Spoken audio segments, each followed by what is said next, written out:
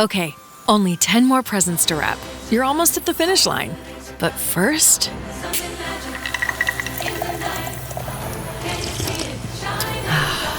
There, the last one. Enjoy a Coca-Cola for a pause that refreshes.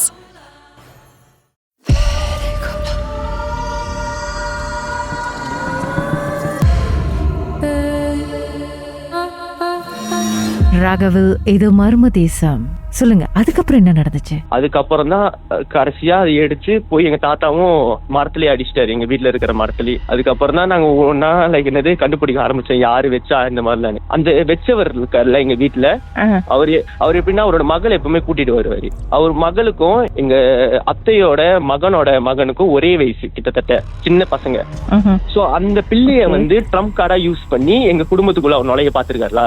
எங்க பெரியமாவும் அவங்க அந்த பிள்ளைக்கு சாப்பாடு வாங்கி கொடுக்கறது, துணி வாங்கி கொடுக்கறது, இந்த மாதிரி எல்லாம் பண்ணிருக்காங்க. சோ அந்த மாதிரி அந்த பிள்ளைய ட்ரம்ப் கார்டா யூஸ் பண்ணி எங்க குடும்பத்துக்குள்ள நுழைஞ்சு இந்த மாதிரி செய்வன வச்சுட்டாரு. வச்சது எதுக்குன்னா அவரை வைக்கல, அவரை வைக்க சொல்லியிருக்காங்க இன்னொருத்தவங்க.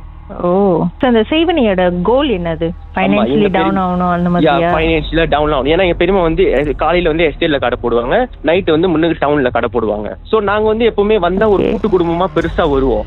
இதெல்லாம் பார்த்து பொறுக்க முடியாம தான் அந்த இன்னொரு யாரும் ஒருத்தங்க கடை வச்சிருக்கவங்க தான் சொன்னாங்க அந்த ஏரியாலேயே. சோ அவங்கதான் இந்த மாதிரி எங்க பெரியமாக்கு செய்வனை வைக்க பாத்துருக்காங்க. எங்க பெரியமா கை கால் எல்லாம் இதாயிடணும், குடும்பம் ஃபைனான்சியல் வெரி டவுனா போயிடணும்னா இந்த செய்வனை வச்சிருக்காங்க.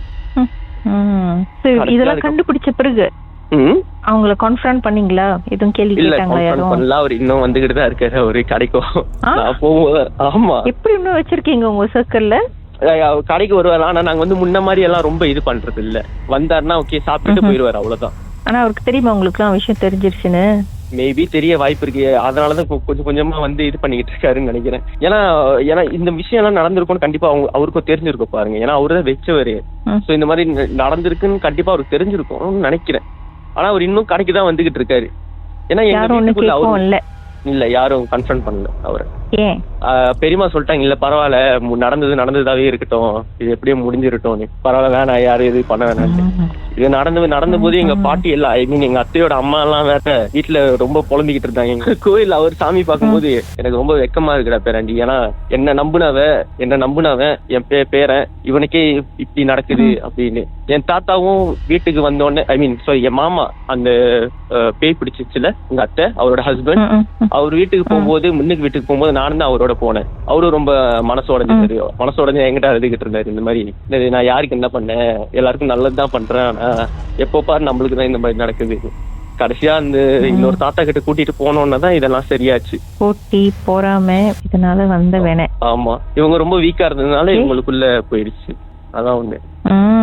இப்ப எப்படி அத்தை நல்லா இருக்காங்களா? இப்ப எல்லாம் ரொம்ப நல்லா இருக்கும், ரொம்ப சந்தோஷமா இருக்கும். Very nice. ஓகே. ஆனா நிச்சயமா உங்களுக்கு தீங்கு நினைச்சவங்களுக்கு இப்ப இல்லைனாலும் எப்பயாவது அதற்கான பதிலடி கிடைக்கும். தெரியுமா சொல்லிட்டாங்க, பரவாயில்ல, அவங்க எவ்வளவு நல்லா சந்தோஷமா இருந்துட்டு போறாங்க, நம்மளுக்கு தீங்கு விளைவிச்சுட்டு இருக்கிற வரைக்கும் இருக்கட்டும் நாங்களும் விட்டோம். கர்மா எங்க போயிட போகுது, கண்டிப்பா வரும், திருப்பி ஒரு பதில் சொல்லிதான் ஆகணும். ஆமா.